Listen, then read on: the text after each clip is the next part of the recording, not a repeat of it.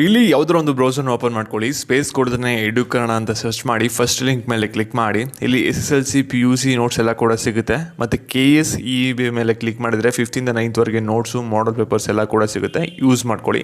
ಇವಾಗ ನಾವು ಡೈರೆಕ್ಟಾಗಿ ವಿಡಿಯೋ ಬಗ್ಗೆ ಬರೋಣ.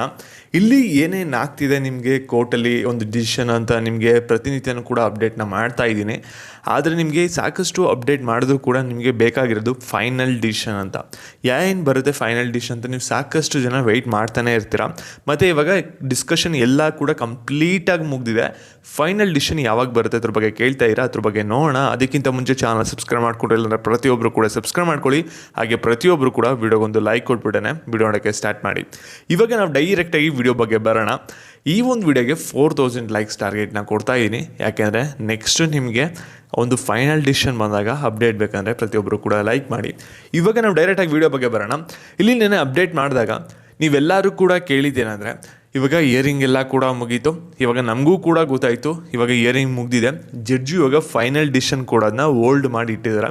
ಆ ಒಂದು ಹೋಲ್ಡ್ ಮಾಡಿ ಇಟ್ಟಿದ್ದಾರಲ್ಲ ಒಂದು ಫೈನಲ್ ಡಿಸಿಷನ್ ಕೊಡೋದನ್ನ ಅದನ್ನ ಯಾವಾಗ ಕೊಡ್ತಾರೆ ಅಂತ ನೀವು ಸಾಕಷ್ಟು ಜನ ಕೇಳ್ತಾ ಇರ. ಅದನ್ನ ತಿಳ್ಕೊಬೇಕಂದ್ರೆ ವಿಡಿಯೋನ ಕಂಪ್ಲೀಟಾಗಿ ನೋಡಿ. ನಾರ್ಮಲ್ ಸ್ಪೀಡಲ್ಲೇ ಎಲ್ಲ ವಿಷಯನೂ ಕೂಡ ತಿಳ್ಕೊತೀರಾ. ಮತ್ತು ಇಲ್ಲಿ ನೆನ್ನೆ ಡಿಸ್ಕಷನಲ್ಲಿ ಏನೇನಾಗಿದೆ ಅಂದರೆ ಮೇಜರಾಗಿ 2 ಪಾಯಿಂಟ್ ಡಿಸ್ಕಷನ್ ಆಗಿದೆ. ಅದು ನೀವು ತಿಳ್ಕೊಳ್ಳೇಬೇಕು. ಅಲ್ಲಿ ಏನು ಹೇಳಿದ್ದಾರೆ ಅಂದರೆ ಇಲ್ಲಿ ಸಾಕಷ್ಟು ಜನ ಸ್ಟೂಡೆಂಟ್ಸು ಆಗಲೇ ಒಂದು ಹಾಲಿಡೇ ಮೂಡಲ್ಲಿ ಹೊಂಟೋಗಿದ್ದಾರೆ. ಯಾರಿಗೂ ಕೂಡ ಎಕ್ಸಾಮ್ ಬರೆಯೋಕ್ಕೆ ಇಷ್ಟನೇ ಇಲ್ಲ ಅಂತಲೂ ಕೂಡ ಒಂದು ಪಾಯಿಂಟ್ ಡಿಸ್ಕಸ್ ಆಗಿದೆ. ಮತ್ತು ಇವಾಗ ಎಕ್ಸಾಮ್ ನಡ್ಸೋಕ್ಕಿಂತ ಇವಾಗ ಎಕ್ಸಾಮ್ ನಡೆಸ್ತಾನೆ ಅವ್ರು ಏನು ಇವಾಗ ಟೆಸ್ಟ್ಗಳು ಬರೆದಿದ್ದಾರೆ, ಮಿಡ್ ಟರ್ಮ್ಗಳು ಬರೆದಿದ್ದಾರೆ, ಆ ಒಂದು ಬೇಸಿಸ್ ಮೇಲೆ ಸ್ಟೂಡೆಂಟ್ಗಳನ್ನ ಪಾಸ್ ಮಾಡಿಬಿಟ್ರೆ ಬೆಟರ್ ಒಂದು ಆಪ್ಷನ್ನು ಕೂಡ ಡಿಸ್ಕಷನ್ ಆಗಿದೆ ಕೋರ್ಟಲ್ಲಿ ನೆನ್ನೆ. ಅಂದರೆ ಓವರ್ ಆಲ್ ಕನ್ಕ್ಲೂಷನ್ ಬಂದ್ಬಿಟ್ಟು ಏನಂದರೆ ಇವಾಗ ಕೋರ್ಟಲ್ಲಿ ನಿಮಗೆ 2 ಆಪ್ಷನ್ ಬರುತ್ತೆ. ಇವಾಗ ಏನಾದರೂ ಎಕ್ಸಾಮ್ ನಡೆಸಿ ಅಂತ ಪರ್ಮಿಷನ್ ಕೊಟ್ಟರೆ ಎಕ್ಸಾಮ್ನ ನಡೆಸ್ಬಿಡ್ತಾರೆ. ನಿಮಗೆ ಪಬ್ಲಿಕ್ ಎಕ್ಸಾಮ್ನ ಏನೂ ಕೂಡ ತೊಂದರೆ ಇಲ್ಲ. ಎಕ್ಸಾಮ್ ನಡೆಸಬಾರ್ದು ಅಂತ ಏನಾದರೂ ಒಂದು ಆರ್ಡರ್ ಬಂತು ಅಂದರೆ 99% ನಿಮ್ಮನ್ನೆಲ್ಲರನ್ನೂ ಕೂಡ ಪ್ರಮೋಟ್ ಮಾಡೋ ಚಾನ್ಸಸ್ ಇರುತ್ತೆ ವಿತೌಟ್ ಎನಿ ಎಕ್ಸಾಮು.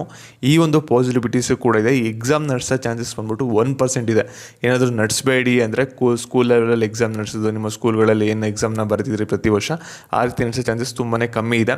ಮತ್ತು ಇವಾಗ ಫೈನಲ್ ಅಂತಿಮ ತೀರ್ಪು ಏನಾಗುತ್ತೆ ಅಂದರೆ ಇವಾಗ ಅವರು ಜಡ್ಜು ಒಂದು ಅಂತಿಮ ತೀರ್ಪನ್ನ ಓಡಿಸ್ಬೇಕಾಗುತ್ತೆ ಆರ್ಡರ್ನ ಶಿಕ್ಷಣ ಇಲಾಖೆಗೆ.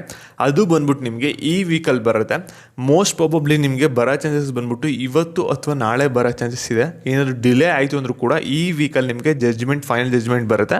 ಒಟ್ಟಿನಲ್ಲಿ ಆದಷ್ಟು ಬೇಗನೆ ಕೊಡ್ತಾರೆ, ಫಾಸ್ಟಾಗಿ ಕೊಡೋಕ್ಕೆ ಟ್ರೈ ಮಾಡ್ತಾರೆ. ಕೊಟ್ಟಾಗ ಅಪ್ಡೇಟ್ ಬೇಕಂದರೆ ಚಾನಲ್ನ ಸಬ್ಸ್ಕ್ರೈಬ್ ಮಾಡ್ಕೊಳ್ಳಿ. ಈ ಒಂದು ವಿಡಿಯೋನ ಪ್ರತಿಯೊಬ್ಬರ ಫ್ರೆಂಡ್ಸ್ಗೂ ಕೂಡ ಶೇರ್ ಮಾಡಿ. ನಿಮಗೆ ವಿಡಿಯೋ ಅಪ್ಡೇಟ್ ಬರುತ್ತೆ.